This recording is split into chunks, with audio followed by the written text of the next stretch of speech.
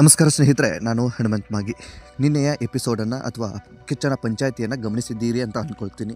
ಸ್ನೇಹಿತರೆ, ನಿನ್ನೆ ಕೆಲವೊಂದಿಷ್ಟು ವಿಷಯಗಳು ಚರ್ಚೆ ಆಗ್ತವೆ ಅಂತ ಅಂದ್ಕೊಂಡಿದ್ವಿ. ಆದರೆ ಕೆಲವೊಂದು ವಿಷಯಗಳಂತೂ ಚರ್ಚೆನೇ ಆಗಲಿಲ್ಲ. ಅದನ್ನು ಹೊರತುಪಡಿಸಿ ಎಲ್ಲೋ ಗಿಲ್ಲಿಯನ್ನು ಗೆಲ್ಲಿಸೋದಕ್ಕೆ ಅಥವಾ ಗಿಲ್ಲಿಯನ್ನು ಗೆಲ್ಲೋ ಅನ್ನೋ ರೀತಿಯಲ್ಲಿ ಒಂದಿಷ್ಟು ಪಂಚಾಯಿತಿ ಆಯಿತು ಅಂತ ಮೇಲ್ನೋಟಕ್ಕೆ ಕಾಣಿಸುತ್ತೆ. ನೀವು ಕೂಡ ಗಮನಿಸಿದ್ದೀರಿ ಅಂತ ಅಂದ್ಕೊಳ್ತೀನಿ.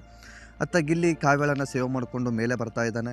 ಇತ್ತ ಹೊರಗಡೆಯಿಂದನೂ ಜನಗಳು ಸಪೋರ್ಟ್ ಮಾಡ್ತಾ ಇದ್ದಾರೆ. ಸಪೋರ್ಟ್ ಮಾಡ್ತಾ ಇರೋದು ತಪ್ಪು ಅಂತ ನಾನು ಹೇಳೋದಿಲ್ಲ.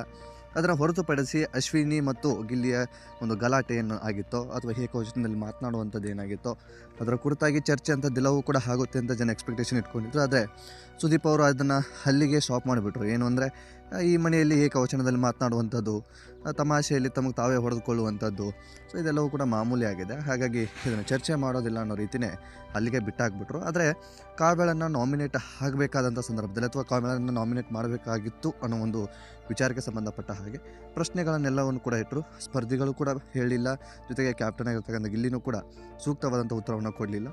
ಹಾಗಾಗಿ ಗಿಲ್ಲಿ ಕಾವ್ಯಳನ್ನು ಸೇವ್ ಮಾಡೋದಕ್ಕೇ ಫೈಟ್ ಮಾಡ್ತಾ ಇದ್ದ ಅನ್ನೋದು ಮೇಲ್ನೋಟಕ್ಕೆ ಗೊತ್ತಾಗಿರ್ತಕ್ಕಂಥದ್ದು. ಸೊ ಇದನ್ನು ನಾನು ವೈಯಕ್ತಿಕವಾಗಿ ಹೇಳ್ತಾ ಇಲ್ಲ, ಒಂದು ಎಪಿಸೋಡಲ್ಲಿ ಏನೇನೆಲ್ಲ ಆಗಿತ್ತು ಎಂಬುದನ್ನು ಗಮನಿಸಿ ನಿಮ್ಮ ಮುಂದೆ ಇಟ್ಟಿರ್ತಕ್ಕಂಥದ್ದು. ಸೊ ತುಂಬ ವಿಚಾರಗಳು ಅಥವಾ ತುಂಬ ವಿಷಯಗಳು ಚರ್ಚೆ ಮಾಡುವಂಥದ್ದಿದೆ. ಸೊ ಮುಂದಿನ ವಿಡಿಯೋದಲ್ಲಿ ಚರ್ಚೆ ಮಾಡೋಣ. ಸೊ ಈ ಕುರಿತಾಗಿ ನಿಮಗೇನು ಅನಿಸುತ್ತೆ ಕಾಮೆಂಟ್ ಬಾಕ್ಸಲ್ಲಿ ಮೆನ್ಷನ್ ಮಾಡಿ. ಈ ವಿಡಿಯೋನ ನಿಮ್ಮ ಫ್ರೆಂಡ್ಸ್ಗೂ ಕೂಡ ಶೇರ್ ಮಾಡಿ. ನಮ್ಮ ಚಾನಲ್ನ ಈ ಕೂಡಲೇ ಸಬ್ಸ್ಕ್ರೈಬ್ ಮಾಡಿ. ಮತ್ತು ಮುಂದಿನ ವಿಡಿಯೋದಲ್ಲಿ ಸಿಗೋಣ. ನಮಸ್ಕಾರ.